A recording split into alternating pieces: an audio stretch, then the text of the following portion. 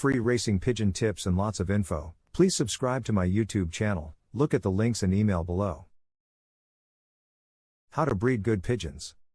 With the publisher of this paper I was discussing the contents of a pigeon magazine. I write in many of them and I can assure you that is far from easy as far as foreign countries are concerned. In my own country it is not such a problem as I know what fanciers like to read about. But writing for countries on the other side of the world where the sport is so much different is another story. David, I said, you must help me. Tell me what people in the Far East want to read about. If I would know, that would make it a lot easier for me to write. Could you write how to breed good pigeons, was his reaction. My mouth fell open. For a moment I thought, what a stupid question, but that was just for a moment.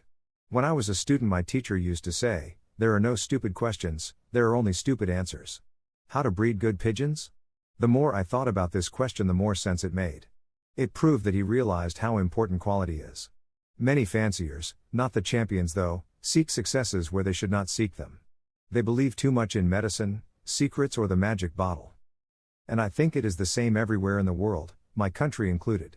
Whereas many of my fellow sportsmen have been searching for better medicine, better vitamins and better vets throughout the years, I have always been after better birds. Of course you need luck now and then. But how important luck may be, there must be more than that. Because one might wonder, is it so often the same people that breed good pigeons again and again, whereas others do not even breed one decent bird in a lifetime? Luck. That good luck is a factor, though I will show you by something that happened recently. Cover Brie, one of the best fanciers in Europe, was at my place to buy 2 grandchildren of my sissy. That was a legendary breeding hen, was not she? He said, maybe the best in history. I thought it a bit exaggerated and too flattery. Yes, it was a good one, I agreed, but you still need a lot of luck. Many of her descendants were sensational winners indeed, but certainly not all. With the birds you are buying you have a good chance to be successful, but no more than that. I cannot guarantee the birds are any good, and if I would know for sure that there was a super among them you would not get it. It is as simple as that. To whom do you tell? Mr. Verbrie's reaction was and added, you know I had that best all-round bird from Holland for the Olympiad in South Africa. Of course I knew. Mr. Verbrie, in the year that I bred that ace I bred 5 more babies off of the same parents. They were all good, I dare say supers. So you can imagine I mated the pair again in the year that followed. I bred 10 babies off of them and I had great expectations. You know what the result was? Not one of these 10 birds was any good. On the contrary, they were 10 pieces of shit. Can you imagine that? I could. Because things like that happen more often. But Mr. Verbrie had more interesting things to say. An American importer bought my Olympiad bird for a crazy price. But shall I tell you the truth? Despite his sensational results, this bird never gave a good baby. Honestly speaking, that was the reason to sell him. One of his brothers, however, a bird which was not a good racer, is one of my best breeders. So I think I did a good thing, sell the racer who was a poor breeder and keep his brother which was a good breeder. Golden couple. I know some Japanese pigeon men who only know 2 words in English. You cannot blame them for that, they may have other great qualities than speak English. Those 2 words are, golden couple. But couples that only give super pigeons? They only exist in the mind of not realistic daydreamers. Why do you think champions in Europe nowadays breed far more babies than they did in the past? Because they began to realize how much luck you need indeed to get that super bird. But as I said, it is not all luck. To show this I will tell you the story of that Belgian champion. Normally I like to mention names to make statements less vague and for the credibility of the articles. In this case I prefer not to do it as it might hurt his reputation. And the Lord did not create humans to hurt each other. Example.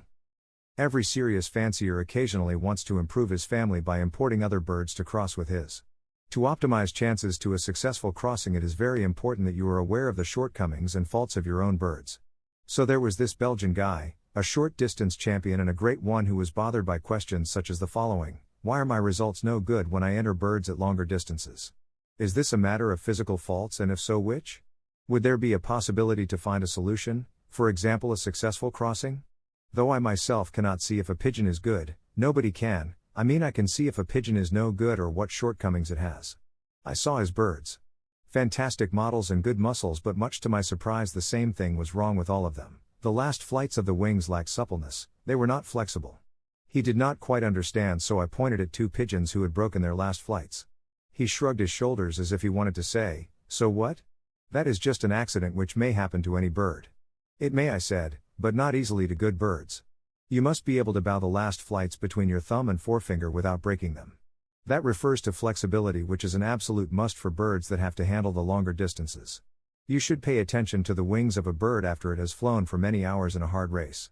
You will see a light bow in the last flights. But what if these are so stiff that they cannot bow? Then they are handicapped. Flying will be more difficult because of those stiff flights, and the bird will be fatigued sooner than birds with supple and flexible flights in the wing.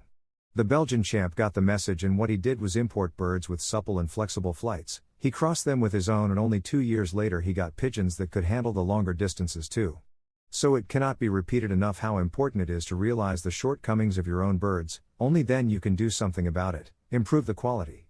A mistake many fanciers make is import birds that have the same faults as their own. Such a thing inevitably leads to destruction of a colony. Most ACES are crossings. Many pigeon people from the East and America like birds of a family, so inbreds. This idea is not that bad provided such birds are used for breeding and not for racing. Nearly all superbirds both in Holland and Belgium are products of crossings. In the 80s I had my good yearling and birds related to him. I wanted to keep this line kind of pure. I also bred real good birds now and then, but much to my surprise some people who bought pigeons from this good yearling bloodline bred better birds than I did myself. And they got my birds. Just in time I realized why. They crossed my inbred birds with theirs. So what I did from then on was the same. I did not care about having a family any longer and crossed my inbreds. One of them was my sister good yearling. Unlike her brother, she was a poor racer. And also a poor breeder, at least that was what I thought. Till I gave her a partner of quite different blood, and the first baby of the new mating won National Orleans First Prize, 1985. Unfortunately she was pretty old already when I realized her breeding value. Such a thing often happens to many people. When they find they have a real good bird, one of the parents is killed, sold, or too old. Wrong. When people want to buy birds, it is very often the same story. They want, say 6 pigeons for argument's sake, and those should be 3 hens and 3 cocks. In this way they can form 3 couples. I have learnt this is not the right way to act. If I buy birds, I will mate them with the best I have myself, so birds which already had proven they have the potency to give good children. It is a much faster and more direct way to be successful than mating imports with imports. If you made an import with an import, you made a question with a question. If you made an import with one of your own proven breeders, only the import is a question. Appearances. And what about the appearance of birds? They must have soft feathers in the first place. And they should not be too big. Beware of big birds. The modern racers are of a smaller type than some decades ago. They must have a good balance, lie well in the hand as people say, and they must slope a bit forward when handling them. Of great importance is also a strong skeleton. You can judge this by putting some pressure on the breastbone, the lower part of the body. If the bird makes a noise like it is snoring, that is a bad sign. These qualities I mentioned are an absolute must. But here we have a problem. The fact alone that they have these qualities does not make them good pigeons. Also, bad pigeons may have soft feathers, a good balance, a strong skeleton. However, if they do not have these qualities, they are bad pigeons for sure. So it is not maths, you cannot turn things around. A philosopher once said, all cows are animals, but all animals are not cows. Wonder Jansen, a super racer, his full brother was no good enough. More examples. Most champions have 2, 3 or 4 good bloodlines. Their ace birds are mostly products of crossings of them. As they are champions already, they do not import or buy many birds, but just a few, in some cases no more than 1 or 2 yearly. Mostly they do not even pay for them but just trade. Remember Hubin and Verbruggen. They traded just 1 bird, crossed the bird that they got from each other with their own, and this resulted in an explosion of superbirds in both lofts. The same happened to Engels and Van Hoveuter even. Both already got good birds, they got better ones after they had traded birds and crossed the imports with the best they had in their own loft. Also good. What most champions in Holland and Belgium also do is change the matings every year. Some, even the Jansen brothers, even during the year. For some mysterious reason the quality of the babies of good couples gets down when such a couple has been mated for a long time. I myself give my best cocks also 2 or 3 different hens every year. It stands to reason that birds are only fit to be paired when they are in the best condition possible. Fanciers often wonder why they breed several good pigeons in 1 year and that there are years in which they do not even breed one decent one. The explanation is probably the condition of the parents. A study has shown that many good birds are bred from yearlings. This does not mean that old pigeons do not give good babies though. The problem with old birds is the poorer quality of the crop milk. This year I made the mistake to have a 1992 cock feed his own babies. Some did not grow into nice birds and it was me who was to blame. What I should have done is undersit his eggs under other, younger, birds so that these would have fed the babies after the eggs had hatched. But making mistakes is nothing to be ashamed about. You only have a problem if you are not aware of it, for the simple reason that in such case you cannot correct yourself. What distinguishes the losers from the winners is that the latter know what mistakes they made and will learn from it. If you do not know your own shortcomings and if you are not aware of the mistakes you make, you won't get one step further.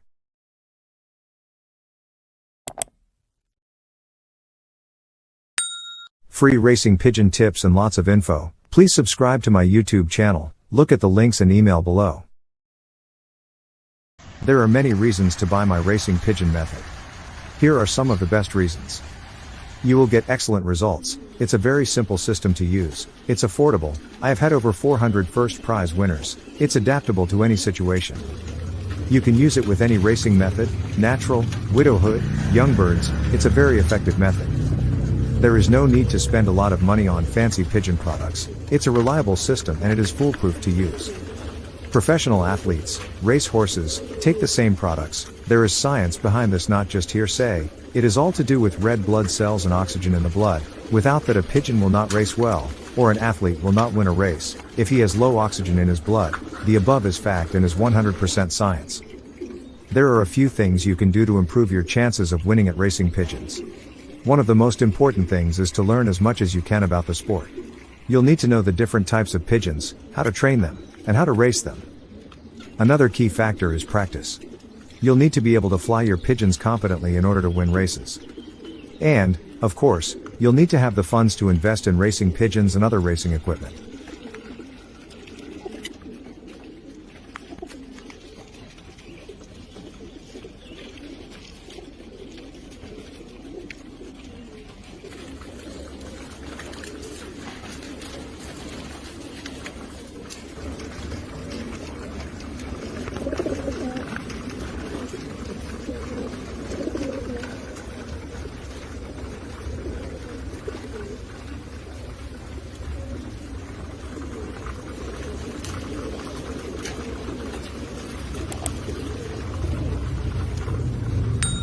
Free racing pigeon tips and lots of info. Please subscribe to my YouTube channel. Look at the links and email below.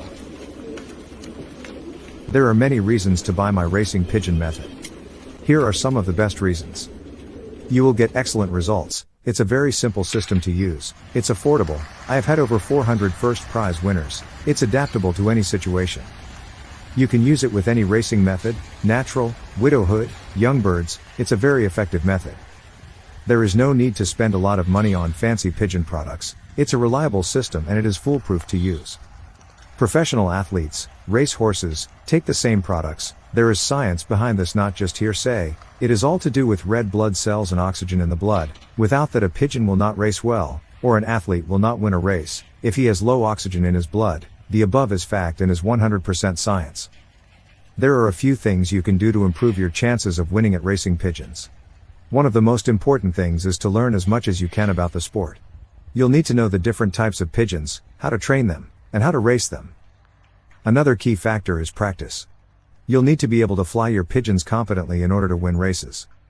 And, of course, you'll need to have the funds to invest in racing pigeons and other racing equipment.